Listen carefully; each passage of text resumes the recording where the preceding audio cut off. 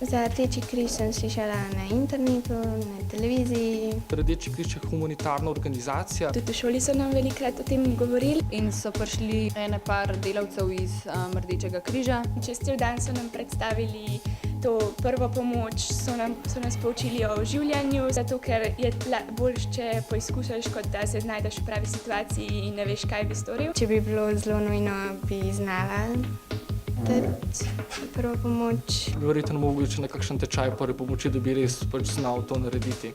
Bi znala poviti rane, bi znala oživljati, pomagati komurkoli. Se mi zdi res dosti prav, da si pomagamo.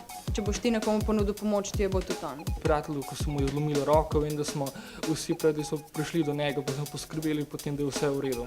Tudi mi smo v bistvu del tega, ne samo delavci iz Rdečega križa. V bistvu, da bi samo poskušali sodelovati med sabo.